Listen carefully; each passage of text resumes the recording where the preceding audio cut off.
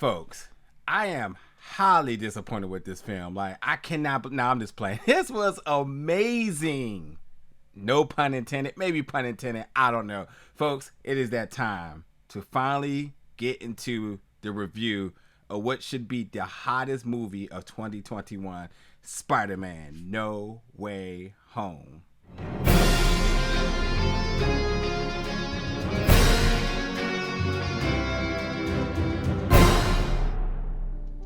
What's up, folks, and welcome back to the channel today for a very, very, very special review.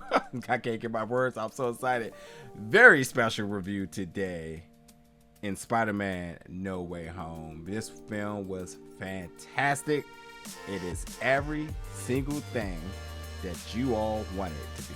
I am here to talk about things non-spoiler because I want you to all enjoy it in the capacity that I enjoyed it.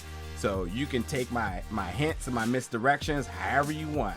I am not going to give you anything in specific, but I will tell you everything I loved about this film, and that's everything. This film had so much of everything. It was 2 hours and 30 minutes, which I knew with that runtime they were going to put in a lot. And I know exactly why they didn't want to give anything but 60 minutes initially for the press release, for the press screening, because man, after that initial first hour, things get crazy. But even before that, there's a lot of crazy things that happen. So this film gives you so much. It gives you everything that fans want. It tells a good story. It has laughs. It has tragedy. It has everything. It's really good. And yeah, there's been a lot of stuff already revealed because of the trailers, which I will speak about. But man, if they didn't give that away, this probably would have been the most epic movie I've ever seen because it had so much happening. So first thing I want to say is William Dafoe performance is by all means the standout of this film. So good. And that's not to take away from Alfred or Jamie or any other people that has been announced for this film. Everybody brought it and everybody worked really well together. But Williams is he was on another level. I missed him so much in that role, that iconic voice, and I gotta tell you, every scene that he's in, he captures it. But yeah, it's everybody really brings it for real. The visuals were really good, really good. Exactly what you expect from a Marvel/Sony film, a Spider-Man film, since it's obviously an association of the two of them. But the visuals were spectacular. The score had been leaked, I think, like a week ago, and yes, the score is fantastic. Whether you heard it from the leak or whether you watched the film, the score is so good, so epic, a complete roller coaster of a ride. Which you shouldn't, but you can watch this film with your eyes closed and really be taken on such an amazing adventure. And with that being said too, the film jumps out like off the break with a lot of action. It hits all of the trailer stuff, and then after all the trailer stuff that happens, what you would expect in the earlier part of the film from what they showed in the trailer, then the cameos and all sorts of different things starts happening. Cameos, references, all sorts of different iconic moments, dialogue and speeches amongst character. They really piling on really early. The theme of this film is second chances, which I think is something that if people knew, then they can really start to decipher a lot of the things that happen. So second chances is the overall theme of this entire film. It's this overall in terms of just, people wanting to redos, they want to make up for things, all sorts of different things. And the biggest thing here is because we know Peter, he wants to erase everybody knowing who he is, because the fact that everyone knows his identity as Spider-Man, it has caused trouble for everybody around him, and he's trying to protect his friends because that's who he is. But as we know in the trailer, and even with the synopsis, that he wants Doctor Strange to put out a spell, that way that no one knows who it is, except for the people he knows, and which, because he didn't actually think that out initially, that caused problems with the spell, thus opening up the multiverse, which the multiverse is here, but it's also confirmed by dialogue that Peter's like, the multiverse is a real thing. Yeah, so yes, now everyone is all on the same page. Everyone knows that the multiverse is real, and because of that, because of the idea of him trying to cast the spell that was botched, now everybody who knows who Peter Parker is now after him, which is now bringing in the villains. from all different universes after him. So everybody who knows who Peter Parker is stepping through the portal to look for him. So that's that. But at the same time, like I said, we know who Peter Parker is, and we know he just wants to help people no matter what it may be. So understanding what these people have the villains, the Sinister Six -1, considering that, he doesn't know who they are, they doesn't know who he is. It's sort of an understanding of like, well, where did you come from? What happened? And what happens if I send you back? And he's just trying to do his best to try to mitigate all issues. So essentially, everybody's really not a bad guy. There's actually some people that's just like, hey, misunderstanding with Spider-Man. I just want to get back home, And there's other people that are opportunists as well, which I'm not going to identify who is who. But, that's the thing. He's trying to give people a second chance to actually become a better person and not just be the typical person that they were in the universe that they came from. So, and that's also him trying to correct things for himself because he has messed up a lot. And I think the other really core thing about the fact that he messes up a lot is that we got to remember, he's still a young kid. So all of this is happening too fast for him, and he really can't manage. And I think even Dr. Strange says it, like, I for everything that we've done, I got to remember that you're still a kid. Now, in terms of the multiverse and everything, all the theories, suspicions, and all that other stuff, I'm here to say that every single thing is explained in dialogue. Everything is explained. So key characters speaking to key characters makes it all make sense. So you have to think when Dr. Octavius speaks to this planet Spider-Man, he wanted to know where he came from, what he was dealing with, etc., etc., etc. How is he alive? All sorts of different things. Like, all of these things are explained, especially Electro, which is the one that I think a lot of people were like targeting, like, well, why is he different looking? And you don't have to slick back and the gap tooth, and his electricity is a different color. It is all explained. Like, you will legitimately get it all explained through all of the dialogue. And while Peter is trying to kind of play peer mediator here in terms of the folks that came through, Doctor Strange is completely against it. He's like, hey, they need to go back and their fate is the fate. So that's kind of what puts Doctor Strange against Peter and his friends, because they're trying to buy time away from him in order to, I guess, take justice into their own hands. But this may backfire. But as I said, by him casting the spell and by him botching this spell, any and everybody who knows the identity of Peter Parker being Spider-Man has stepped through and now looking for him. And that's not limited to anybody and anyone that you possibly may be thinking, which is really the biggest mystery of this film is, well, who may be coming through the multiverse? And, well, wait till you see. Speaking of that, with Electro, his intro was fantastic. It was amazing. It was one of my favorite. The Green Goblin fight was probably my favorite. I think it is my favorite. So good. A lot of wrestling moves too. And yeah, Green Goblin's kind of OP. He put it on in this. And what else did I really like? Again, there was a lot of laughs. Happy was really good as well too. I think William again was just fantastic. But as I said, all the conversations that need to be had, like, just think about this. If you could put everybody in a round table, do a table for 3, and you say, well, what conversations would they have in terms of Spider-Man, the Spider-Verse or whatnot?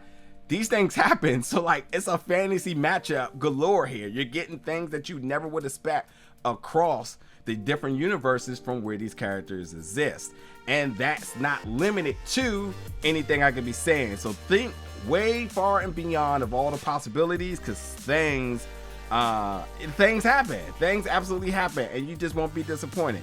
Now, the other thing is, there is a stinger after the film, which you would expect. I'm not going to tell you what the stinger is, but I think that the stinger itself, after the credit or before the credit, will leave some questions for folks. And I heard a few people talking about it, and I haven't really thought about it too much. This is almost like my initial reaction of seeing the film. This is really my first time really actually talking about it, this review.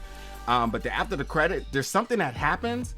There was a moment where I was about to be disappointed about the after the credit, because it wouldn't make sense logically about everything that was already explained in the movie. And then something happened, and then something else happened, which was like, oh, well, what does this mean now? So we're talking multiverse stuff and the possibilities of what goes forward with Sony Project and the Sony Spider-Man verse, as they call it. Or do they call it the Venom verse? I don't know, but whatever. But possibilities, And then there is a second one, which I'm not calling a stinger, because it's not. To me, that was a trailer, and you can guess whatever you think that's going to be, but that was insane, and I went crazy for it. This was like, this was something. I got to say that. But overall, this film was so much fun. Heartbreak, tragedy, a little bit of tears, tears of excitement, tears of joy. I am satisfied. I can't wait to watch this again. And man, if you don't see this when it comes out, you got to hide under a rock, because spoilers are going to be dropping everywhere. All sorts of different things happening. And as I said, you know, Peter's just trying to clear his name. He explored options. I mean, you know, they thought he killed Mysterio, so he tried to lawyer up, and he wanted to get the best lawyer possible in New York. So he went that route, which I think is a good route, which I think you all would enjoy, that route of him trying to get a lawyer. But and even that was like a really defining moment, because the really good lawyer was like, hey, you need a good lawyer. And then the good lawyer did some good lawyer stuff, and then he was like, well, how'd you do that? Because you're a good lawyer. So there's some things that happen. And even before they went to the spell, you know, you start to think like, did he explore every option before he went to this? Because Doctor Strange is definitely very strange in this movie. He's just kind of like all happy to say, I'll just do whatever spell anyway. I will say this. There is a very, very interesting fact about Doctor Strange, and this involves him being gone. And with him being gone, you know, where was he at? Who was in charge for the 5 years? So what's the hierarchy now, considering that he wasn't gone? So that means somebody had to inherit the responsibilities of the Sorcerer Supreme. And I, you know, common sense could tell you what that may be, but that's a very interesting thing that I didn't think about. So when you start thinking about how powerful Doctor Strange is, you're like, well, if he missed 5 years, somebody could actually be, if not the same level, but stronger. Very, very interesting. But as I said, I had a good time, a lot of laughs. The Daily Bugle scenes were all fantastic. So many laughs within them. Ned was the man in this. I like, for real. Ned was so good in this. MJ was so good. I really liked Tom and Zendaya's chemistry. They really brought it. And then, like I said, the fights were really, really good. I really liked the Goblin fight. Sandman CGI was much improved, which I thought was great too. Yeah, like I said, Electro's intro was fantastic. And then that final act was just everything. It changes everything in the past, the present, the future. That final act is intense. So much stuff happened, but it's all explained. And a couple other things really quickly before we get out of here is that the scene in the trailer where we see Dr. Octavius makes his arrival, his appearance on the bridge, when you see the full extent of that scene, oh my God, you will get goosebumps, chills, you will be yelling, screaming, and it really truly sets the tone for the entirety of the film. And then obviously we know from that same trailer that Goblin comes somewhat after that, and that's like the icing of the cake. Like, it gets so good. Like, when you hear William Dafoe's voice, you just get chills, and you know things are about to get crazy. And then secondary, the visuals, as I said, like second to none when it comes down to an MCU project, or just, you know, Marvel, Disney, Sony, Spider-Man, whatever you want to say. Their visuals is fantastic. And when they go to the mirror dimension, it is some of the best visuals I've ever seen in any of the MCU films. It is so good, so intense. Your eyes are going to just be scrolling everywhere. So like, you know, you got to be ready for it. And speaking of scrolling and looking for Easter eggs and stuff, there are tons of them. So I will say, you know, be expecting the unexpected. Or maybe you are expecting, but just be ready, because tons of things are happening. And the one big clue I will give you is that when Doctor Strange in the trailer, where he's trying to put the universe back together and those purple lines are coming through the sky, keep an eye out in there. You might see some things, you know, but beyond that, you don't have to look deep for some other things that are coming, because some things are going to be coming your way quick and you will not be ready for it. Things are crazy intense. You will have so much fun with this film. But hey folks, because I love y'all, I will give you this. When you talk about the ending of the film here, the biggest question is, how will he defeat the villains? How will he get them sent back? And ultimately, will he get his wish in making everybody forget who Peter Parker is? But if he does that, what does that mean for all of the established connections, friendships, enemies that he's made, even things that were once normal. What does that mean going forward? You know, and that's the big question here. You know, sometimes people ask for things, but do they really want that? But what does that mean going forward here? So you have to think about that. If Peter gets his wish and the spell works and Doctor Strange fixes everything, puts everybody back where they're supposed to be, what happens to everything that just happened in the last, I don't know, 2 to 3 days, or however long that the film was? You know, all those people that he just met, you know, what does that mean for them? And ultimately, what does it mean for everybody that went back in their universe? What are the possibilities there? And that's how we could talk about the ending without actually spoiling anything. So think about that. Think about that. Think, what if Peter gets his wish and everyone forgot who Peter Parker is? What would that mean? And what happens if he doesn't get his wish? What does that mean? So much to consider, folks. But hey, you'll see. You will see when you watch it. But hey, you have to go check this out. I don't even have to tell you. You're going to check it out. Spider-Man No Way Home. Folks, jump in the comments. Show me some love. Give me a thumbs up. This was a huge movie. I had a great time with it, and I can't wait for you all to check it out and jump in the comments and tell me how it is. But until then, folks, y'all be safe. Stay away from spoilers. I'll see you around very soon.